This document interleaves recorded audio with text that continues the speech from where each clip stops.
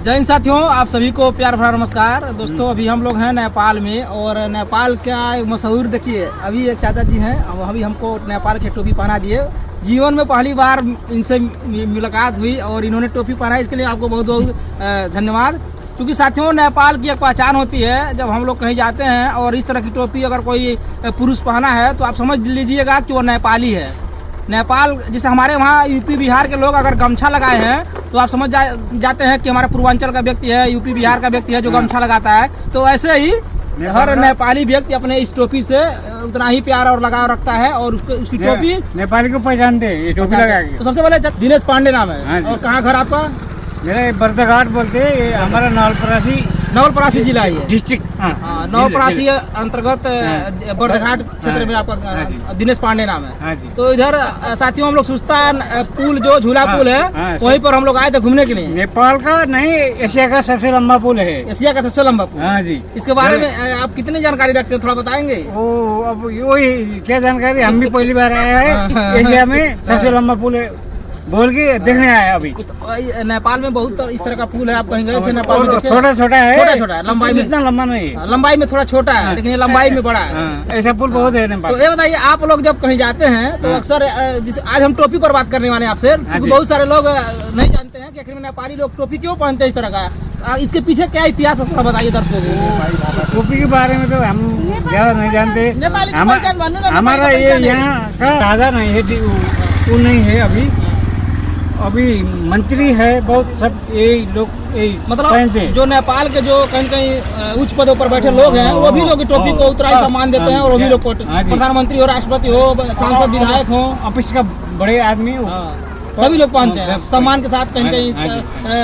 और नेपाल का इससे ज्यादा दौरा सुबरा बोलते लगाने वो वाला या रस्सी वाला, वो भी पहनते हैं। वो इधर नहीं दिखता है, लेकिन टोपी तो तो ये बताइए, आप नेपाली लोग हमारे इंडिया के बारे में क्या सोचते हैं?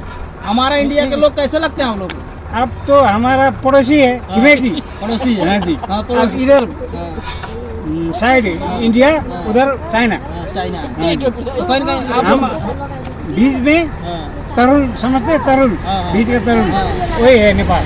जैसे इंडिया और चाइना के संबंधों को मजबूत करने वाला कहीं कहीं नेपाल है, दोनों के सबको साथ मिलकर चलने वाला। और क्योंकि आप नेपाल कभी गुलाम नहीं हुआ, कहा जाता है नेपाल के बारे में, कभी गुलाम नहीं हुआ। और नेपाल चूंकि पहाड़ों में बसा हुआ है, छोटा सा, ज्यादा पॉलिटिक्स तो नहीं जानते हैं।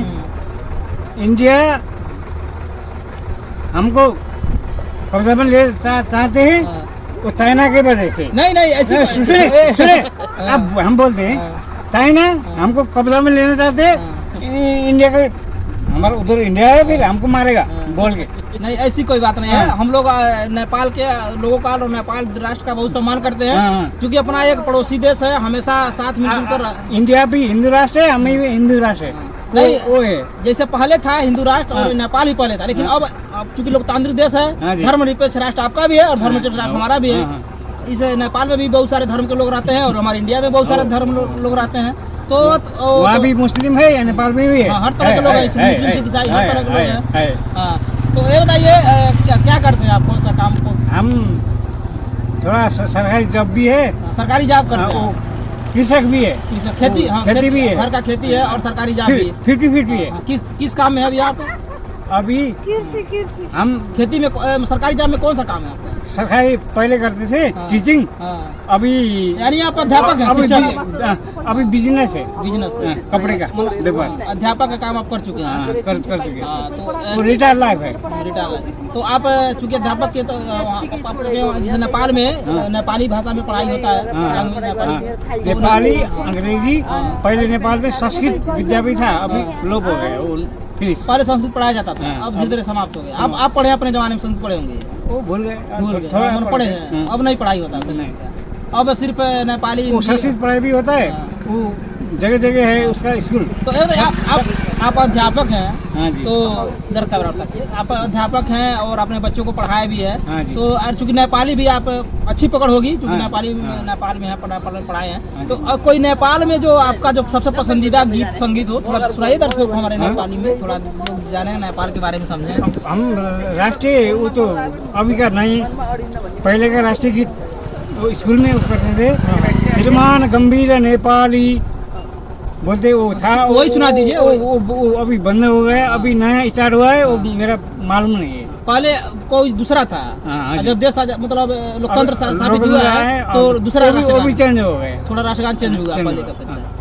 तो कैसा लगा आपको ये जो सुस्ता पुल है पाल नहीं, देखे? वो लाया। अच्छा लगा। बहुत बहुत सारे अच्छा। लोग हैं दूर से लोग आए। उसमें मेरा के उलाया बाइक बहुत ज्यादा है, बाइक से पैदल चलने में बहुत मुश्किल है। इंडिया कभी गए हैं कि नहीं घूमने? इन्हें बहुत दिल्ली तक पहुँचे। दिल्ली तक पहुँचे? हाँ, आपका वो है ना लाल किला। लाल किला भी है, वो हाँ।